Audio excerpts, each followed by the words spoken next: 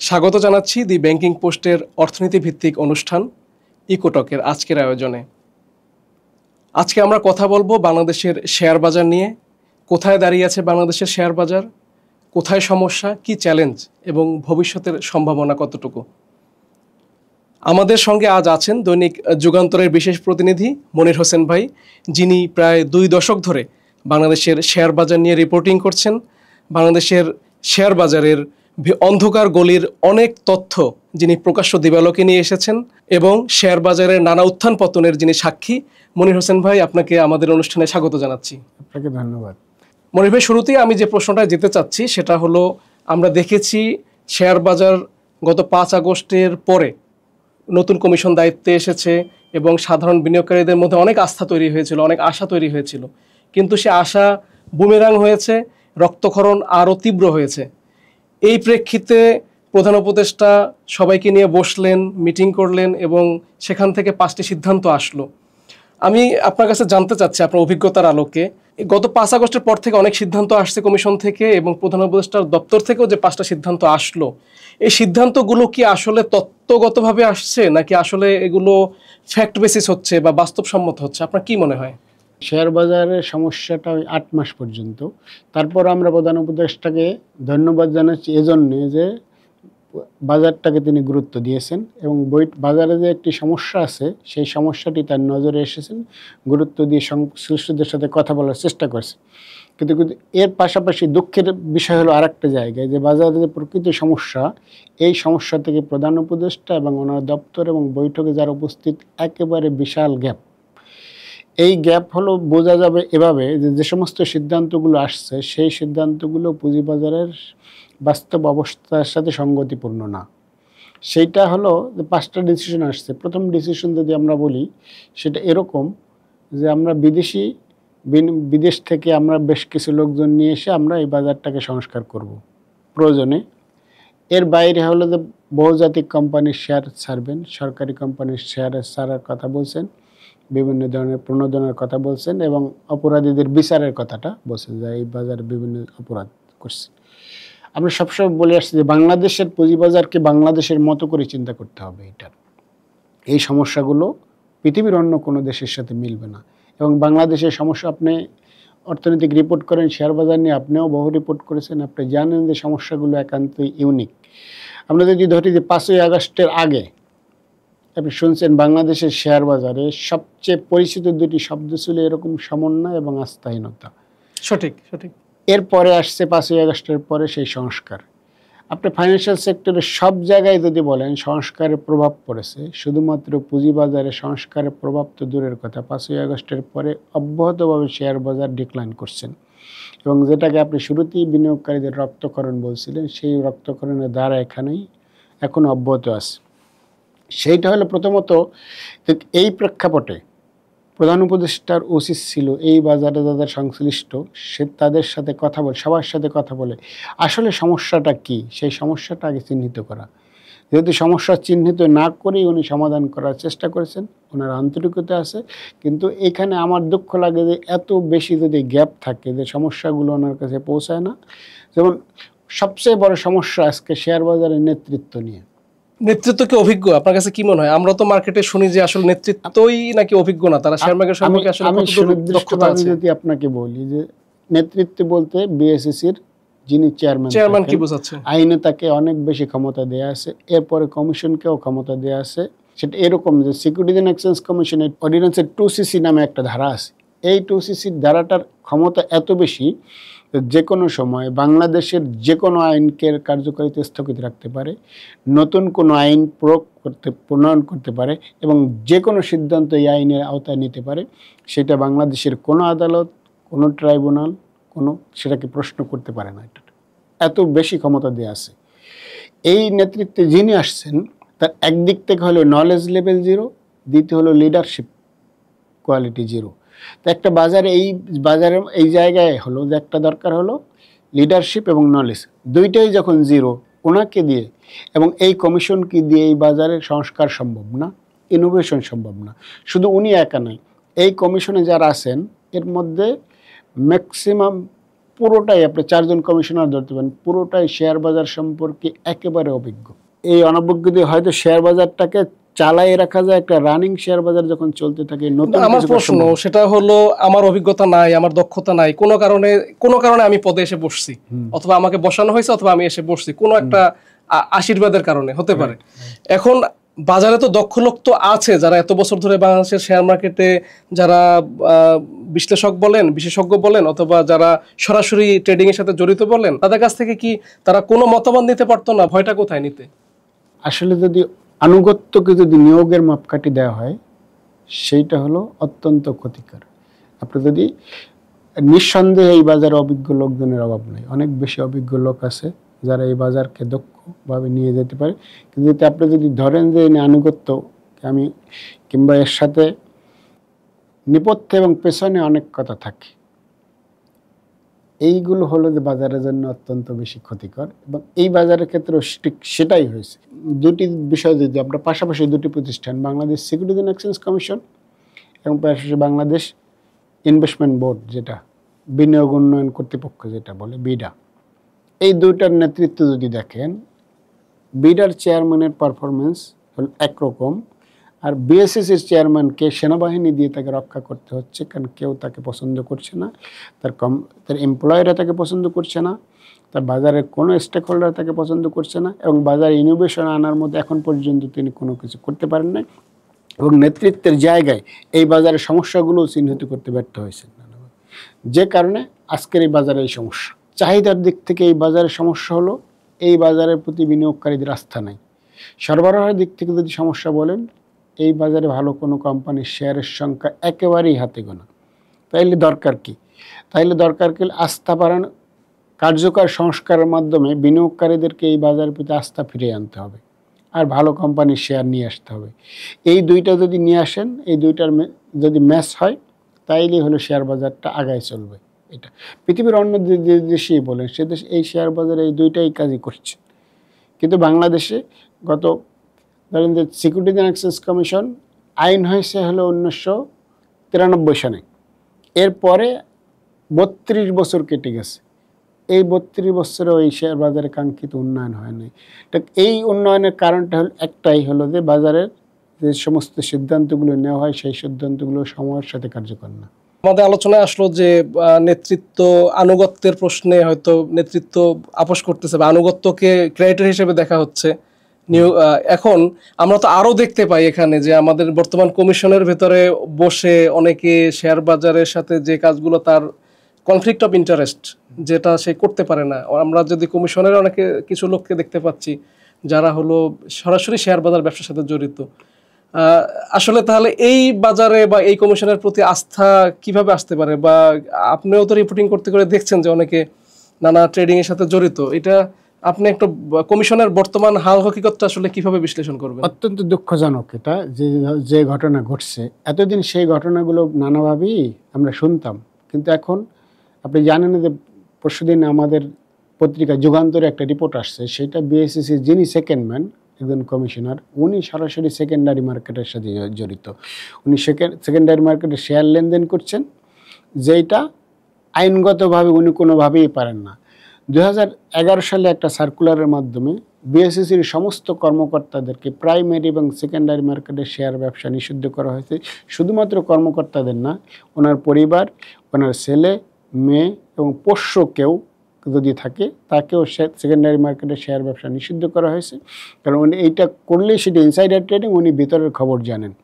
Recently যেটা আছে, কমিশনের যিনি সেকেন্ড ম্যান, এটা দ্বিতীয় সর্বোচ্চ ব্যক্তি, মহসিন চৌধুরী, উনি ভারপ্রাপ্ত চেয়ারম্যানও ছিল এ পর্যন্ত 2 বার। উনি নিজ নামে শেয়ার লেনদেন করেছেন, এবং সেই শেয়ার এমন একটা কোম্পানির শেয়ার লেনদেন করেছেন, বেক্সিমকো লিমিটেড নামে। ওনার অ্যাকাউন্টে 2231টা শেয়ার পাওয়া গেছে। এখানে একটা প্রশ্ন আসে, বেক্সিমকোর শেয়ার ওনার বিও অ্যাকাউন্টে, আবার 4-500 কোম্পানির ফ্লোর প্রাইস উঠে গেল, বেক্সিমকোর ফ্লোর প্রাইস উঠে গেল, এটার সাথে কি যোগসূত্র পেয়েছেন আপনি?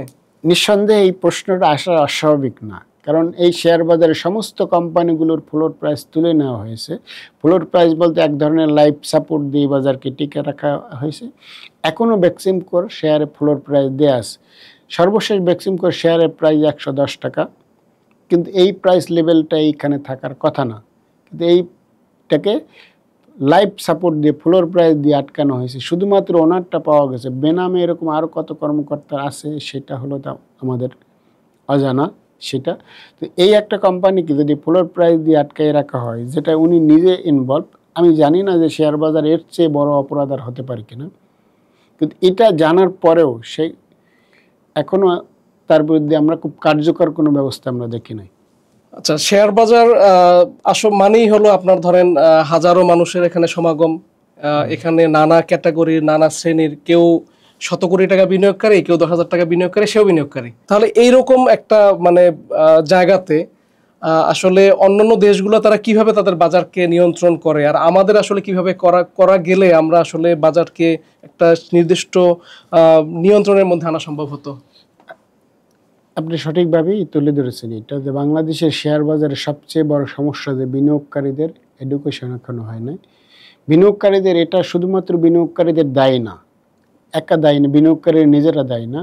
দীর্ঘদিন পর্যন্ত একটা চর্চার মাধ্যমে বিনিয়োগকারীদেরকে অপ্রত্যাশিত একটি জায়গায় নিয়ে দেওয়া হয়েছে এরকম যে শেয়ার বাজার পড়লেই বিএসইসি কিংবা নিয়ন্ত্রক সংস্থা কিংবা সরকার হস্তক্ষেপ করবে। আসলে সরকারের কিংবা নিয়ন্ত্রক সংস্থার এই বাজারে হস্তক্ষেপ করার কাজ না, বাজারকে বাজারের মতো চলতে দেওয়া উচিত। এর আগে আমরা দেখছি যে বাংলাদেশ সিকিউরিটি এক্সচেঞ্জ কমিশন সহ অন্যান্য সংস্থাগুলো কি করেছেন, যখন বাজার পড়ে যায় তখন ফোন করে বিভিন্ন কোম্পানিকে শেয়ার কিনতে বলেছে, শেয়ারে সাপোর্ট দিয়ে হলো ইন্ডেক্সটাকে টিকায় রাখা হয়েছে। এইটা আসলে একটা পরিপক্ক বাজারের কাজ না। এই বাজারটা যখন একবার দুইবার এই ঘটনা ঘটেছে, তখন বিনিয়োগকারীদের মাঝে একটা প্রত্যাশা এভাবে তৈরি হয়েছে যে বাজার পড়ে গেলেই বিএসইসি সাপোর্ট দেবে কিংবা সরকার কোনো সাপোর্ট দেবে। এই প্রত্যাশাই হলো যে বাজার একটা অপ্রত্যাশিত জায়গা আসছে। এর সাথে যদি আমি আরেকটু যোগ করি, সেটা হলো এরকম, যেমন মার্চেন্ট ব্যাঙ্কগুলো যে মার্জিন লোন, আজকে শেয়ার বাজারের সবচেয়ে বড় হলো ধ্বংসের কারণ হলো মার্জিন লোন। বিনিয়োগকারীদেরকে মার্জিন লোন এই পরিমাণে দেয়া হয়েছে যে এটা এই মার্জিন নেগেটিভ ইকুইটি হয়ে গেছে। কারণ এই মার্জিন লোনের কারণে আজকে এই বাজারে 7 থেকে 8 হাজার কোটি টাকার মতো নেগেটিভ ইকুইটি। এইটা এখনকার বাজারে যদি বলেন সবচেয়ে বড় সমস্যা। অন্যান্য দেশের রেগুলেটররা কী করে, যেটা বলছি, আমরা পাশের দেশ যদি আমরা সেবির কথা যদি আমরা তুলনা করি, সেবি পৃথিবীর মধ্যে অন্যতম সেরা রেগুলেটর বলা হয় securities of exchange board of India, SEBI. আর বাংলাদেশের যদি তুলনা করেন, সেবি হলো যে এই বাজারে লেনদেন কি হবে, শেয়ারের দাম কত বাড়বে, এটা একেবারেই হস্তক্ষেপ করে না। এবং বাংলাদেশে এরা শুধুমাত্র বাজারের কমপ্লায়েন্সটা দেখে, অর্থাৎ আরও সহজ করে বলে যে খেলার মাঠটা পরিষ্কার করে দিচ্ছি আমি, রেফারির দায়িত্ব আমি, আমার খেলোয়াড়রা খেলবে, ফাউল প্লে তোমরা করতে পারবে না। রাইট।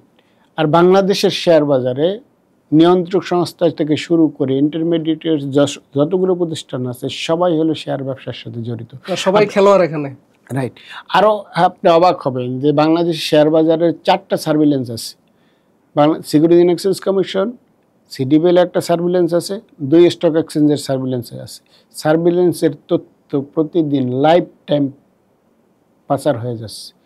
আপনি একটা ট্রেডার যখন ট্রেড করে, আপনি কি ট্রেড করছেন সেইটা লাইফ টাইম আমার কানেকশন থাকলে আমি দেখতে পারতেছি। তো এইটা তো পৃথিবীর কোনো দেশের শেয়ার বাজারে হয় না।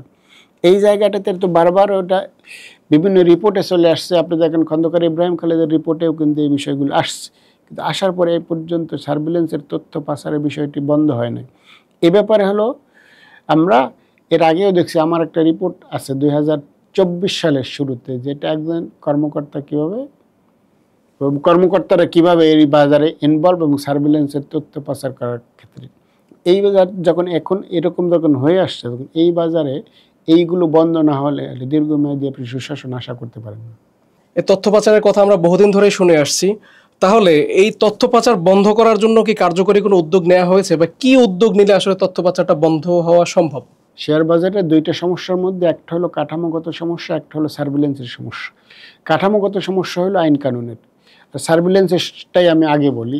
সার্ভিলেন্সের পৃথিবীর অন্য দেশে যে সার্ভিলেন্স যেভাবে করা হয়, তৃতীয় পক্ষ হলে সার্ভিলেন্সের কোনো হস্তক্ষেপ করার সুযোগ নেই এই জায়গায়। শুধুমাত্র যে সমস্ত রেগুলেটর সংস্থাই শুধুমাত্র সার্ভিলেন্স দেখে, এমনকি রেগুলেটর সংস্থা তার মনিটরিংয়ের জন্য দেখে। এখন এখানে সার্ভিলেন্সের যে সমস্ত রুলস এবং রেগুলেশন আপনারা করেছেন এবং যেভাবে এটা করেছেন, এটা বিভিন্ন জায়গা থেকে অপারেট হয়, যেটা টাকার মাধ্যমে বিক্রি হয়। এইটা বন্ধ করার জন্য এর আগে যারা এটা চিহ্নিত করা টুর ব্যাপার। সার্ভিলেন্স রুমটা এত বেশি সংরক্ষিত, এই সার্ভিলেন্স রুমে যদি আপনি কখনো যান, সেখানে দেখবেন এখানে আপনি মোবাইল ফোন ব্যবহার করতে পারেন না, পেন ড্রাইভ ব্যবহার করতে পারেন না।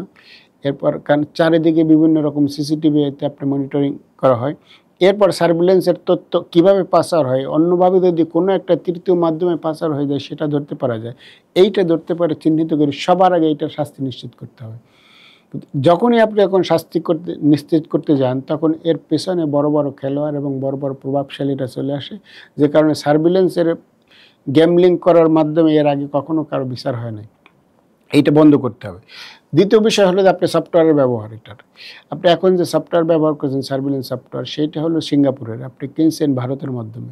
তৃতীয় পক্ষের মাধ্যমে এই সার্ভিলেন্সটা আপনার কেনার কথা না। এটার আপনি সরাসরি আপনি নাসডাকের সার্ভিলেন্সটা আপনি নিজে ব্যবহার করতে পারেন, নিজে আপনার কর্মকর্তাদেরকে প্রশিক্ষণ দিয়ে আনতে পারেন।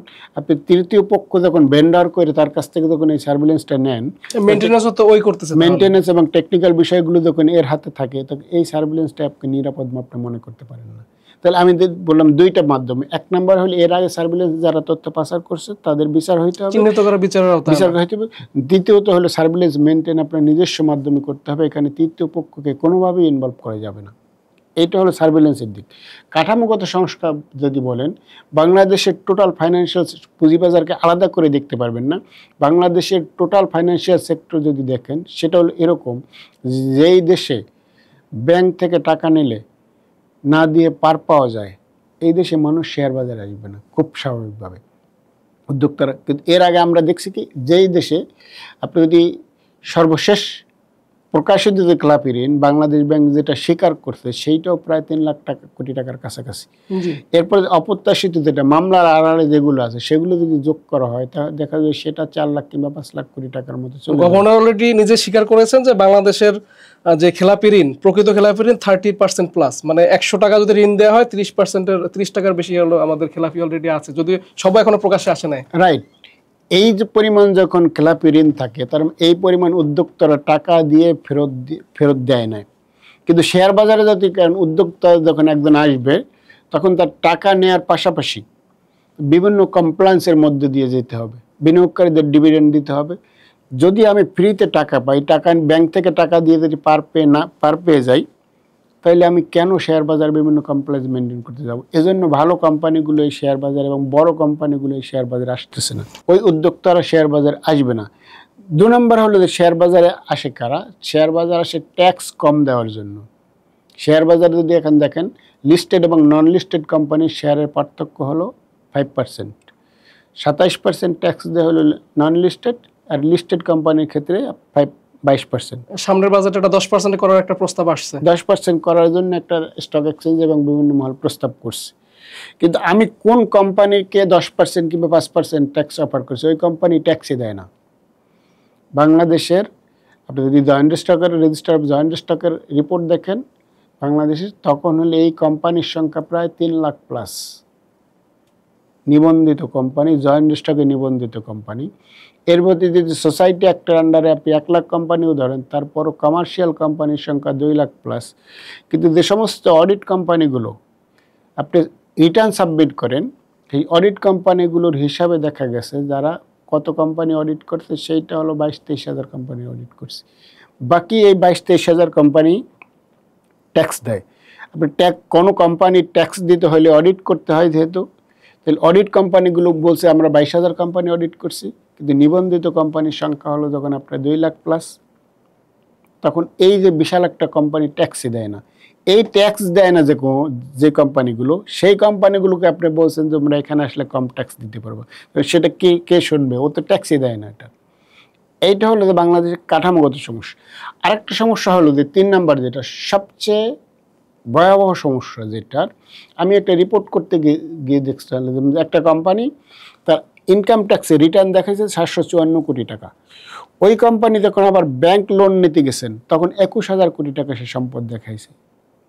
তো এনবিআর থেকে বাংলাদেশ ব্যাংক কিংবা সিআইবি খুব বেশি দূরে না। এখন যেই কোম্পানিটা ব্যাংক লোনের জন্য আবেদন করলো, ওই কোম্পানিটাকে যদি বাংলাদেশ ওই ব্যাংককে কিংবা সিআইবিকে যদি এই কোম্পানির এনবিআর সার্ভারে ঢুকতে দেওয়া হয়, তাহলে দেখতো তার সম্পদ কত। তাহলে সম্পদের ওই কোম্পানির বিবরণী দেওয়ার দরকার নেই।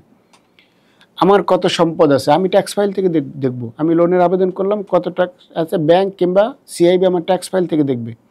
কিন্তু সেখানে ট্যাক্সের এখন কি হয় যে আমি একটা সম্পদের বিবরণ দিলাম, সেখানে আমার ব্যাংকের 4-5 জন কর্মকর্তা অডিটে যায়। এই অডিটর যাওয়ারই দরকার হয় না, তখন আমি ট্যাক্স থেকে দিলে পারবো। আর ট্যাক্সে আমার বেশি সম্পদ দেখানোর সুযোগ নেই, কেন এর অনুপাতে আমার আমাকে ট্যাক্স দিতে হবে। তাহলে আবার যেই কোম্পানিগুলো বেশি লোন নিবে সে ট্যাক্সও হলো ফাঁকি দেওয়ার চেষ্টা করতো না।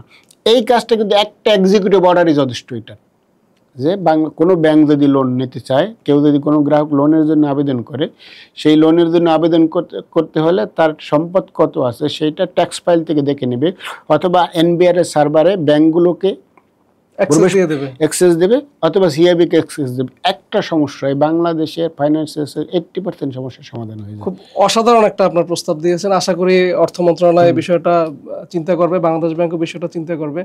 আপনি কমপ্লায়েন্সের একটা ইস্যু আসছে, যে যখন শেয়ার বাজারে আসে কমপ্লায়েন্সের ইস্যু আসে, তাকে অডিট রিপোর্ট দিতে হয়, তাকে আর্থিক প্রতিবেদন দাখিল করতে হয়। এখন এই আর্থিক প্রতিবেদনও তো ম্যানিপুলেটেড থাকে। এই আর্থিক প্রতিবেদন তো সে নিজের মতো করে একটা সাবমিট করলো, এইটাই বিসেক বলি বা ডিএসসি বলে এটাই গ্রহণ করে এটাকে সে ওয়েবসাইটে পাবলিশ করে দিল। গ্রাহক এই আর্থিক প্রতিবেদন দেখে সে ইনভেস্ট করলো এখানে।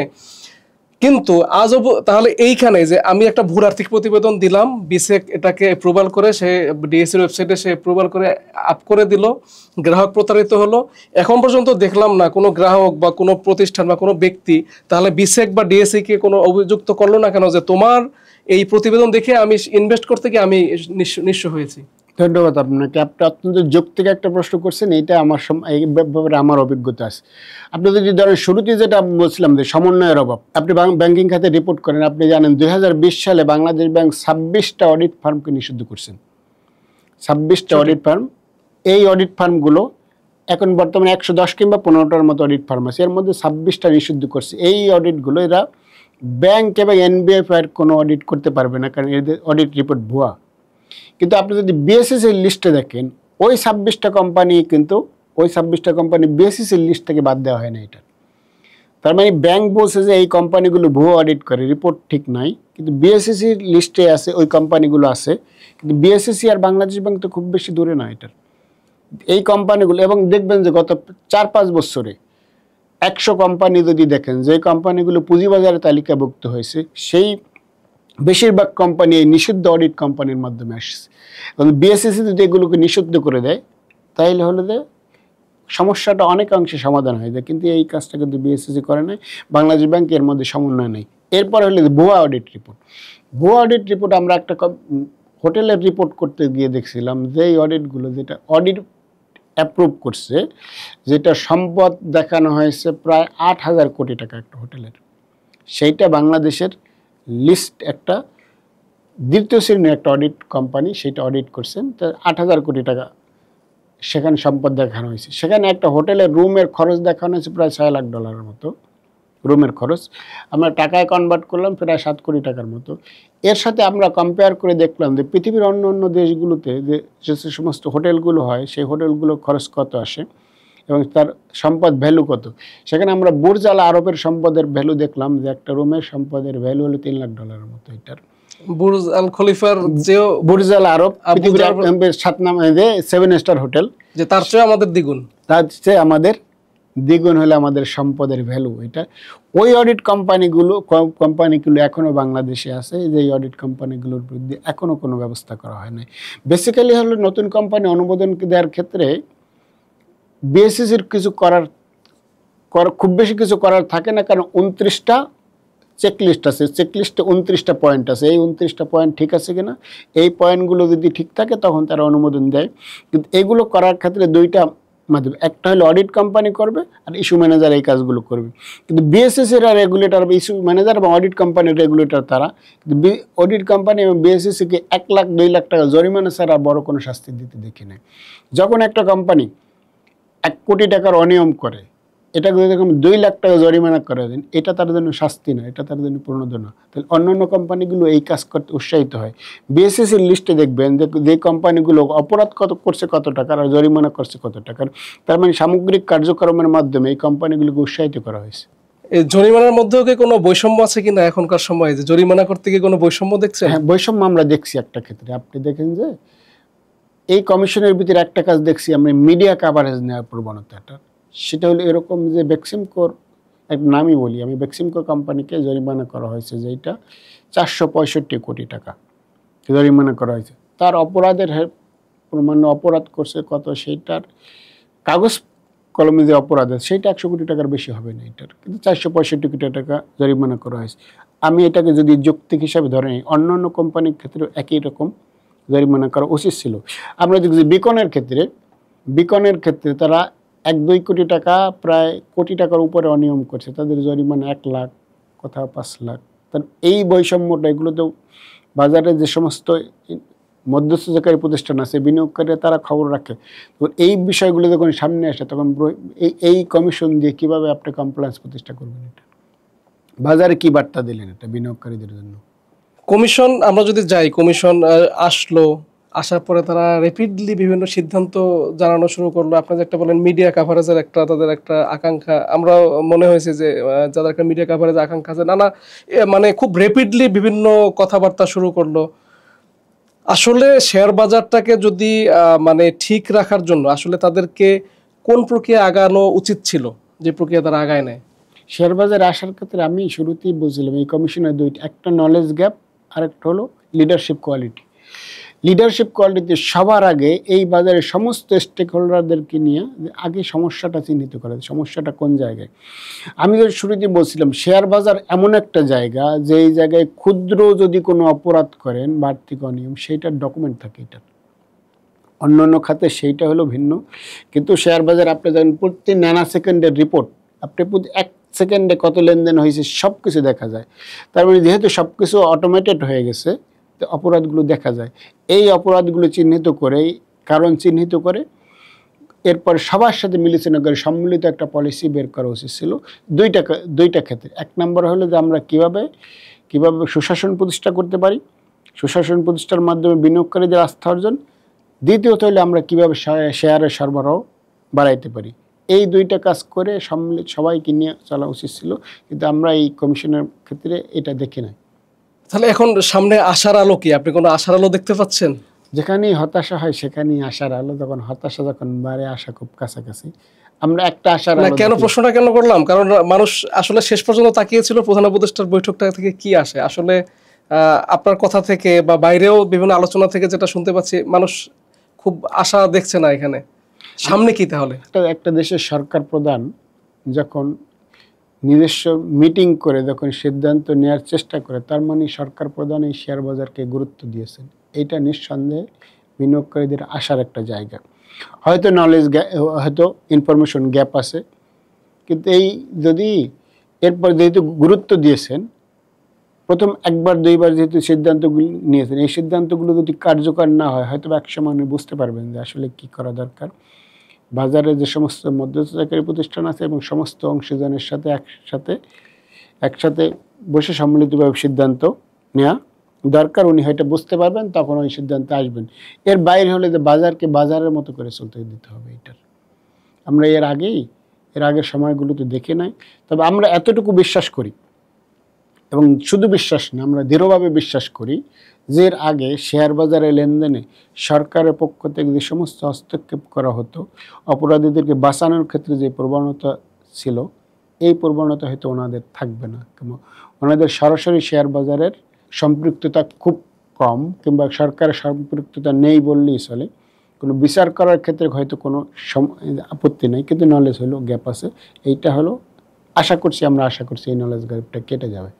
ধন্যবাদ মনির ভাই। আপনি যে আশা করছেন সেই আশা নিয়ে আমরা আগাতে চাই, আশা নিয়ে বাঁচতে চাই, এবং আমাদের পুঁজিবাজারের যারা সাধারণ বিনিয়োগকারী, যাদের রক্ত রক্ত ঝরানো, ঘাম ঝরানো অর্থ যেখানে বিনিয়োগ করেছেন একটা সুন্দর ভবিষ্যতের আশায়, সেই ভবিষ্যৎ যাতে সামনের দিনে পর্যবসিত না হয়, ধূলিসাৎ না হয়, তারা যেন আবার নতুন স্বপ্নে বাঁচতে পারেন, নতুন দিনের প্রত্যাশায় যেন তারা আরও বেশি বিনিয়োগ এগিয়ে আসতে পারেন এবং বাংলাদেশের পুঁজিবাজারকে একটি সমৃদ্ধ বাজার, স্থিতিশীল বাজার হিসেবে প্রতিষ্ঠা পায়, আমরা সেই প্রত্যাশা রেখে আজকে এখানেই শেষ করছি। সবাইকে ধন্যবাদ।